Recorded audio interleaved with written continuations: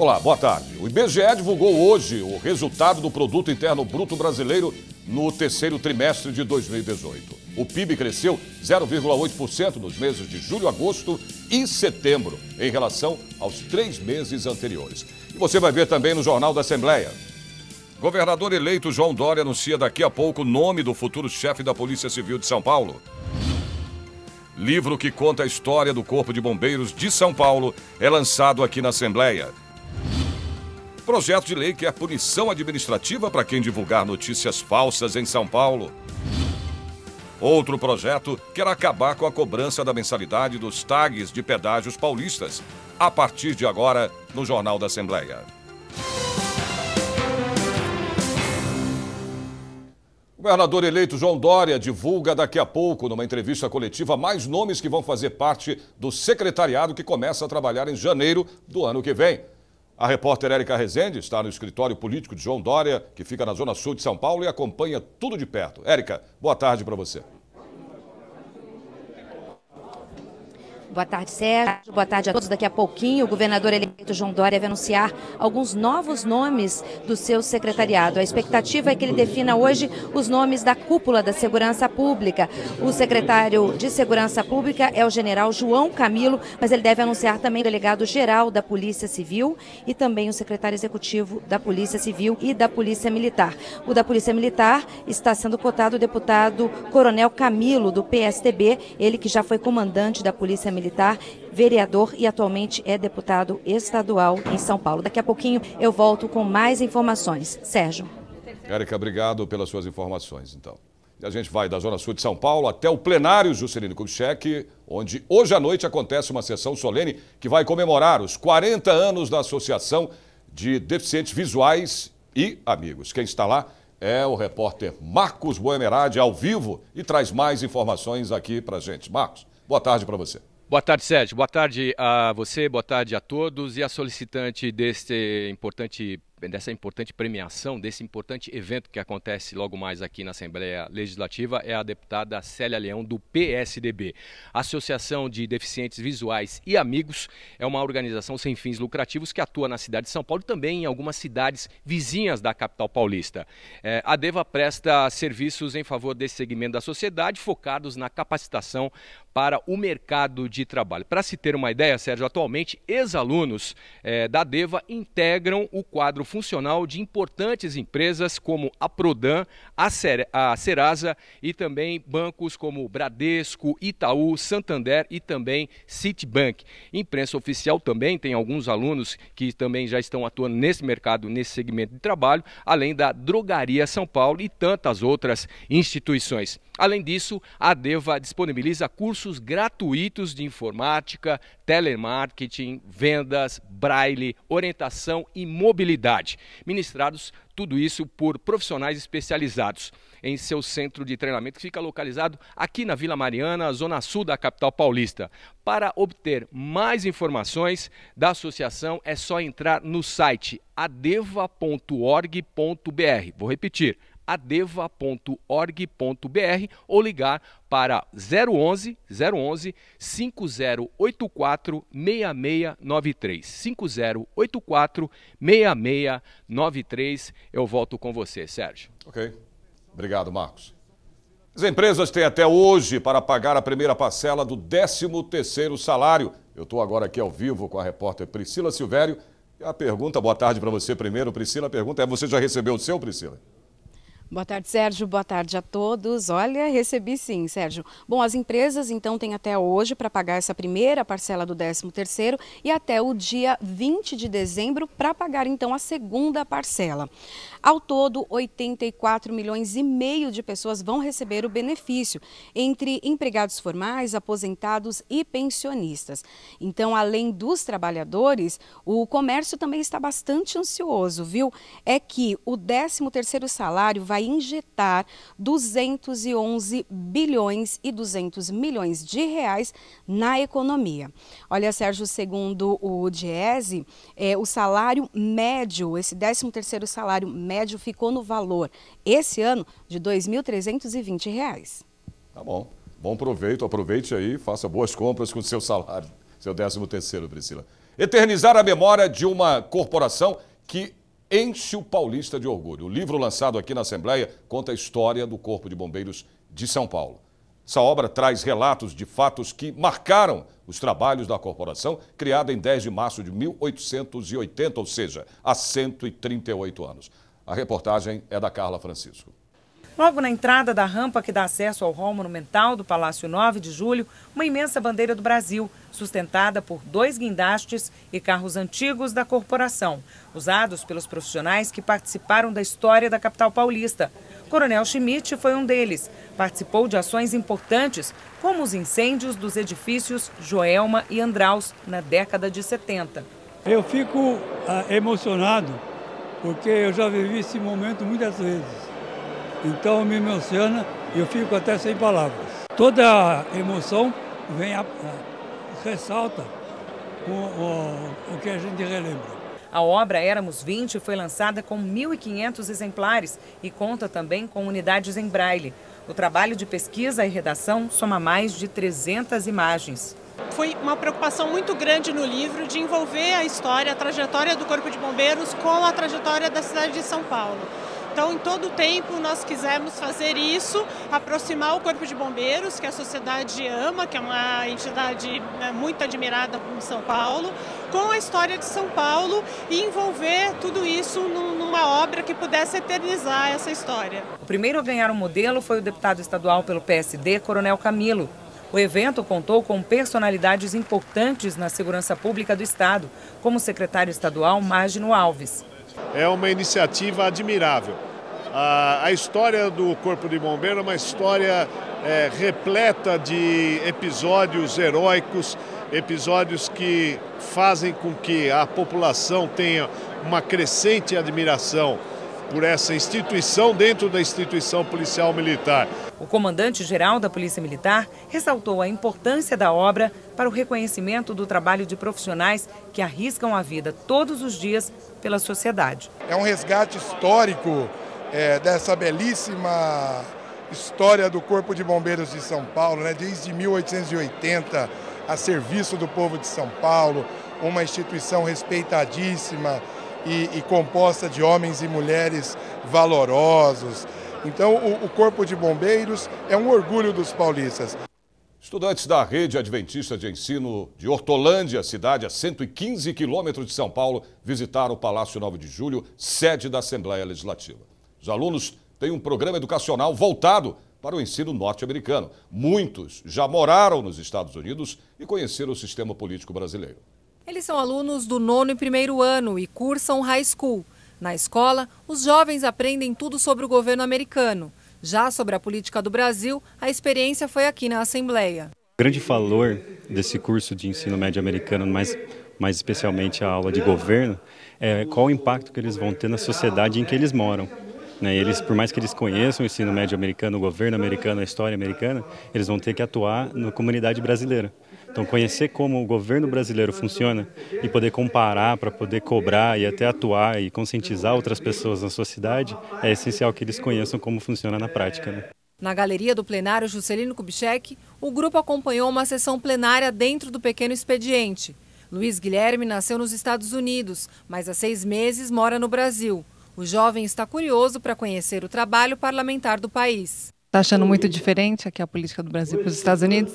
Bom, é a minha primeira vez aqui, então estou achando um pouco diferente como eles fazem daqui, diferente da dos Estados Unidos, então estou aprendendo pouco por pouco. No final da visita, os estudantes conheceram o painel São Paulo do artista Rodrigues Coelho e o espaço Quinto Centenário, onde apreciaram uma exposição sobre pesquisa científica. Estou achando a visita bem diferente do que eu achei que ia ser, porque antes de vir aqui, quando a gente estava no caminho, eu achei que fosse ser um lugar mais sério, mais fechado, bem mais cinza do que é. E tem uma parte cultural muito legal, tipo, a gente nos corredores tem umas esculturas muito bonitas, aqui também tem umas coisas contando umas histórias legais da FAPESP.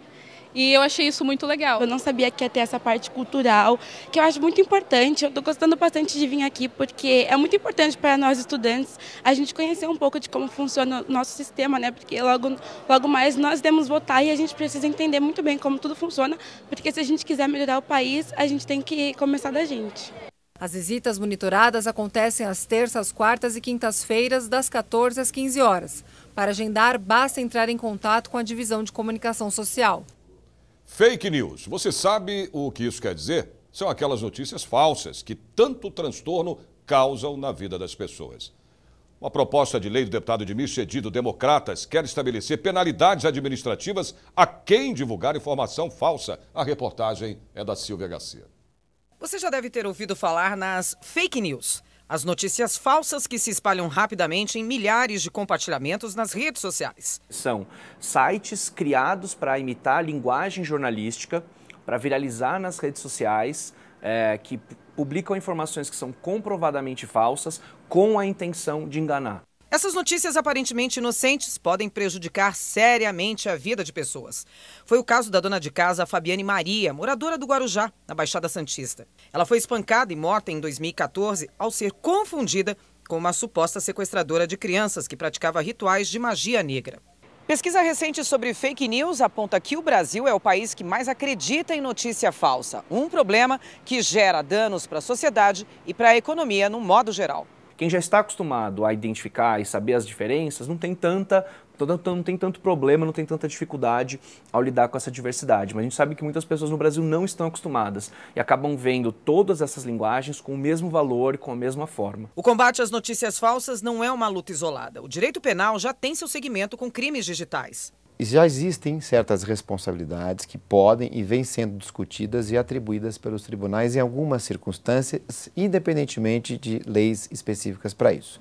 É a responsabilidade civil pura, decorrente do Código Civil, que envolve principalmente a possibilidade da pessoa em perceber, em compreender, em discernir que aquele conteúdo que ela criou ou está ajudando a compartilhar, repassando aquela notícia, aquele vídeo, aquela foto, aquele texto, isso possa ser uma fake news. Quando existe a dúvida, é melhor não repostar, porque senão pode incidir a responsabilidade civil. E se repostou de propósito, eu preciso ter essa evidência, eu posso responder criminalmente também. Para desmentir notícias falsas, o Ivan também lançou o site Vaza Falciane, um curso online gratuito contra desinformação e fake news. É um curso apartidário, não tem polarização política, a gente escolhe exemplos, inclusive, que não falam especificamente da nossa realidade partidária de agora, porque o objetivo é que as pessoas entendam os conceitos, como isso funciona, saber como esses sites operam para conseguir identificar e não ser enganado e acabar também não propagando essas informações, não compartilhando esses conteúdos. Para reforçar o combate a esse tipo de notícia,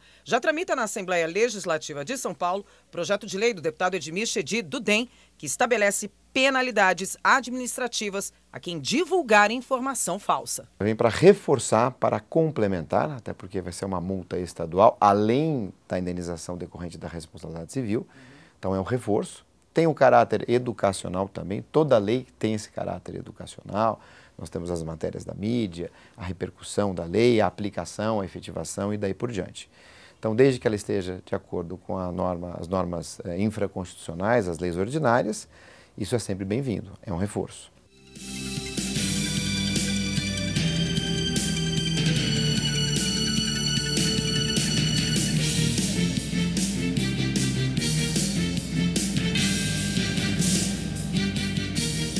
O projeto de lei quer acabar com as mensalidades dos tags de pedágios de São Paulo. Os detalhes você tem depois do intervalo. Até já. Queria poder falar com você, te falar desses últimos meses e como tudo tá melhor. Provavelmente outras pessoas por aí querem te falar muita coisa também. Acho que você teria orgulho, não só por mim, mas por ter feito algo tão nobre por pessoas que nunca viu. Eu só queria dizer obrigado. Obrigado por me dar mais tempo com a minha família. Obrigado pela sua doação de sangue. Doe sangue regularmente. Tem sempre alguém precisando de você. Procure o Hemocentro mais próximo e seja um doador. O presidente eleito Jair Bolsonaro anunciou hoje o nome do seu 20º ministro. O almirante de esquadra Bento Costa Lima Leite é o novo ministro de Minas e Energia. O anúncio foi feito pelo Twitter. O almirante de esquadra é pós-graduado em ciência política pela Universidade de Brasília e tem MBA em Gestão Pública pela Fundação Getúlio Vargas. Bento Costa Lima Leite já atuou como observador das Forças de Paz da ONU em Sarajevo e comandou os submarinos da Marinha. Ele é do Rio de Janeiro e entrou na Marinha em 1970. Princípios éticos, regras, combate à corrupção. Esse conjunto de boas práticas é a base de um conceito que significa bons resultados na gestão dos setores privados e públicos. O tema foi debatido no encontro promovido pelo ILP, o Instituto do Legislativo Paulista. Veja agora na reportagem da Silvia Garcia. Esta é a palavra da vez nas empresas públicas e privadas: compliance. A tradução de compliance seria conformidade. Dever de compliance, dever de conformidade. O que é a conformidade? É que a ideia do compliance é que todos nós sejamos cidadãos, as empresas, os políticos, enfim, de todos os poderes, né? Exerçam sempre as suas atividades de acordo com a lei, mas não é só a lei no sentido das regras escritas, então do direito, mas também das regras éticas. A palavra também pode ser traduzida como a capacidade de uma empresa estar em conformidade com normas que regulam direta e indiretamente. Há poucos anos, o nome compliance se fortaleceu junto ao combate à corrupção. Mesmo antes desses escândalos, assim, obrigarem, né, a sociedade brasileira a tomar uma atitude perante esses escândalos, né, e os efeitos negativos desses escândalos de corrupção, as empresas já tinham, por exemplo, assim, seus programas voltados à inclusão de portadores de necessidades especiais, né, a proteção de direitos humanos. Então, assim, toda essa legislação, que é uma legislação ambiental de proteção, isso também é compliance. Então, sem dúvida alguma, deveres de compliance dizem respeito a você, a mim, às empresas, aos políticos, a todos nós e à própria sociedade, né? É uma grande revolução. Partindo do ideal corporativo, o Instituto do Legislativo Paulista trouxe esta discussão numa palestra com profissionais e professores da área, que abordaram temas como semelhanças e diferenças no compliance público e privado. No compliance privado, a administração de uma companhia privada tem algumas liberdades que um ente público não tem. Compliance para um ente público é uma obrigação, é um dever, ele não tem margem de opção, ele está pautado por um regime de direito público. No direito privado, por estar pautado exatamente por um regime de direito privado, as condições são diferentes e a margem de liberdade é maior. Quem perdeu esta palestra tem a chance de participar do segundo módulo sobre compliance, que vai acontecer no dia 6 de dezembro, aqui na Assembleia Legislativa. Para mais informações, acesse o site www.al.sp.gov.br/ILP. Férias escolares chegando, festas de fim de ano também, combinação perfeita para deixar as estradas lotadas. Quem tem o selo sem parar, evita as filas e passa direto pelos pedágios. Mas quando a conta chega, bem salgada, principalmente por causa das taxas cobradas pelos chamados tags. Mas um projeto de lei do deputado Ricardo Madalena, do PR, quer acabar com a cobrança da mensalidade dos tags. A reportagem é da Érica Rezende. Passar direto pelo pedágio sem esperar o troco ou enfrentar filas. Esse chip, que é instalado no para-brisa do carro, representa uma vantagem e uma economia de tempo para os motoristas. Facilita, né? Hoje não tem trânsito, mas pega um dia de bastante trânsito, facilita bastante.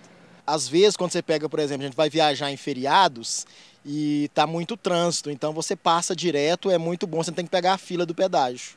De acordo com a Artesp, mais de 50% dos veículos que trafegam pelas rodovias paulistas já pagam o pedágio de forma eletrônica. O problema é que todo esse conforto tem um custo extra para o motorista, que além dos pedágios tem que pagar uma taxa de mensalidade para ter o equipamento.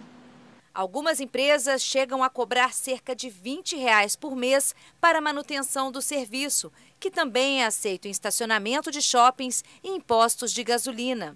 É isso que ele cobra na mensalidade se torna um pouco abusivo. Seria melhor que não cobrasse ou que fosse no máximo a metade. Fica lógico que pesa, são em torno aí de uns 20 e poucos reais a mais, né, na mensalidade. Poderia se isentasse, ficaria bem melhor. Mas um projeto de lei que está em discussão na Assembleia Legislativa, de autoria do deputado Ricardo Madalena, do PR, pretende acabar com essa cobrança. O PL 53 de 2017 dispõe sobre a proibição de cobranças de taxas de adesão ou mensalidade pela utilização do dispositivo eletrônico para pagamento de tarifas de pedágios nas rodovias de São Paulo. Esta cobrança que na nossa concepção é inconstitucional e indevida. Por quê? Você já paga o pedágio. Aí você tem que pagar, hoje eu acho que está em torno de R$20 por mês, para poder ter uma taxa de manutenção. E com essa taxa de manutenção, as rodovias, as concessionárias das rodovias, ela já tira a mão de obra de uma pessoa que teria que estar no pedágio cobrando. Então, você vê que na nossa concepção é uma cobrança indevida e inconstitucional. Com certeza, deve ser aprovado. É porque eles já ganham tanto com essa taxa de pedágio, né, que acho que não teria que ter isso. Acho que não, tenho certeza, não deveria ter. Quem usa sem parar, usa constantemente, né? Você não tem ele no carro para usar uma vez por ano. Então é quem usa bastante. Então seria bem interessante, sim, essa isenção de taxa.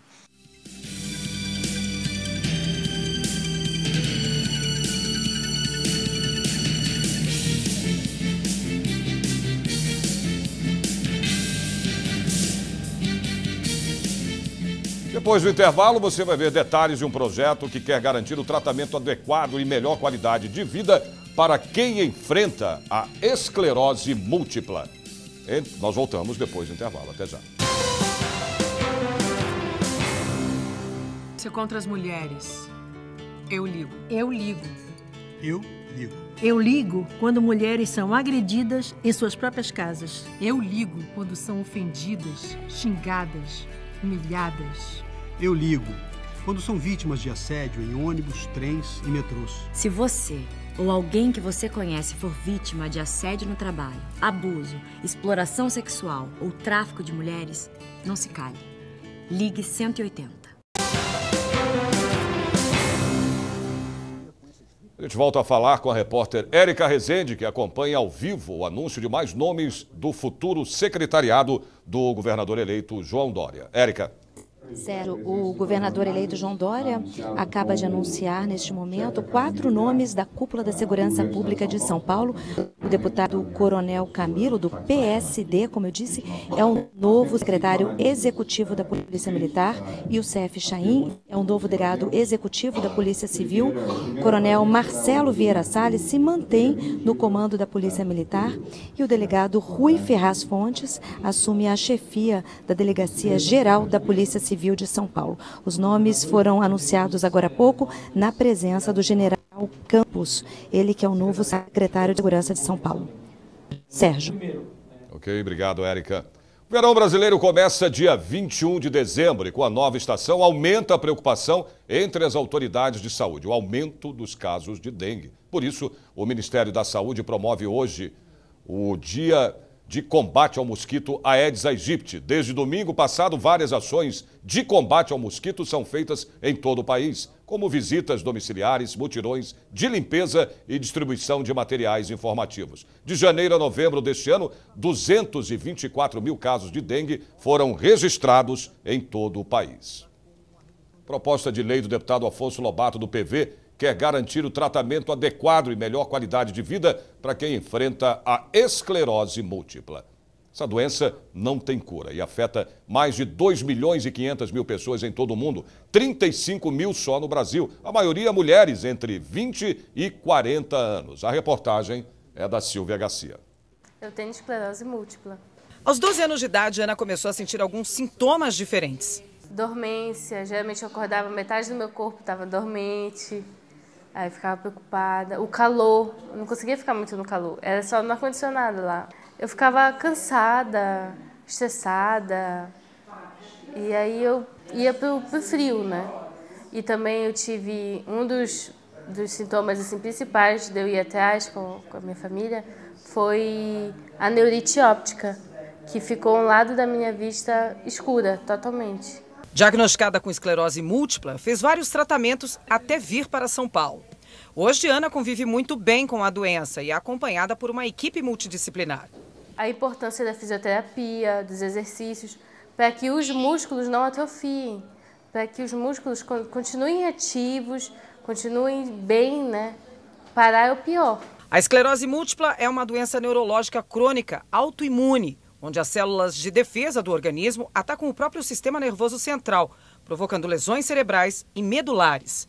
Os pacientes são geralmente jovens, em especial mulheres de 20 a 40 anos de idade. No Brasil, cerca de 35 mil pessoas têm esclerose múltipla, mas apenas 5 mil conseguem um diagnóstico correto. Essa doença não tem cura, mas tem tratamento com qualidade de vida. Tratamentos como fisioterapia, tratamento com psicologia, fonoaudiologia, terapia ocupacional. Então, todo o processo de equipe multiprofissional pode dar, com certeza, uma melhor qualidade de vida para esses pacientes. O projeto de lei 504 de 2018, que tramita na Assembleia Legislativa de São Paulo, quer instituir o dia 30 de agosto como Dia de Apoio ao Portador da Esclerose Múltipla.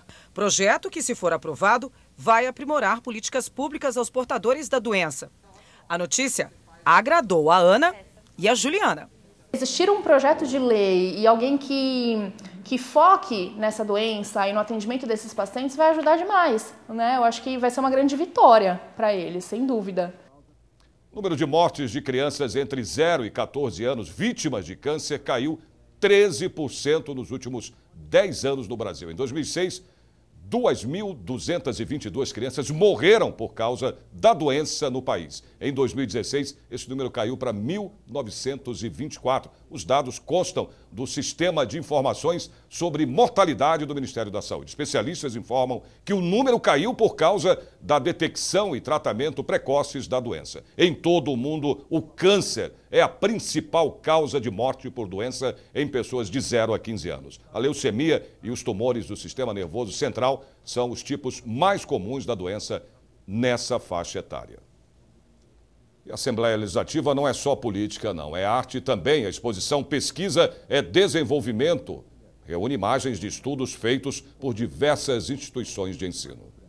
A ideia da mostra é destacar a importância das pesquisas científicas para o desenvolvimento econômico e social do Brasil. Ao todo, são 25 fotos que ilustram estudos realizados no estado de São Paulo. Na exposição, é possível encontrar diversos dados e gráficos que comprovam os avanços paulistas em diferentes áreas do conhecimento, como, por exemplo, a criação do primeiro eletrocardiógrafo em miniatura e sem fio. É uma ideia que terá um impacto prático muito grande, dá uma enorme agilidade para a realização de exames cardiológicos, por exemplo, em trânsito, dentro de uma ambulância. O pesquisador teve essa ideia a partir da sua vivência enquanto cientista, mas enxergou a aplicação prática e tirou daí uma realidade econômica, né? Criou uma empresa, o que é bom para ele, o que é bom para a sociedade em geral, o que é bom até mesmo para a economia do país. São Paulo é, com grande distância, o estado que mais investe em pesquisa científica e tecnológica. E isso eu não quero dizer apenas em números absolutos, em números relativos também. Proporcionalmente, São Paulo investe muito mais.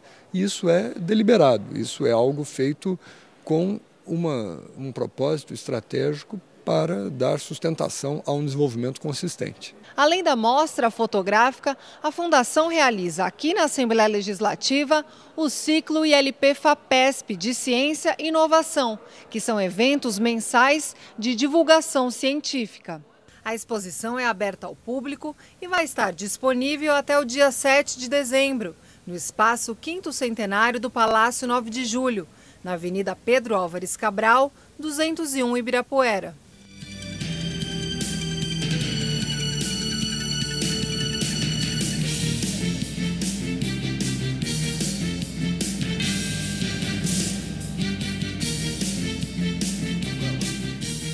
O Jornal da Assembleia desta sexta-feira termina aqui. Lembrando a você, telespectador, que a partir das 2h30 da tarde a TV Alesp transmite ao vivo a sessão plenária. Você também pode acompanhar através do nosso site, que é o al.sp.gov.br ou pelo YouTube. A gente se vê de novo na segunda-feira a partir do meio-dia. Até lá e um ótimo final de semana para você.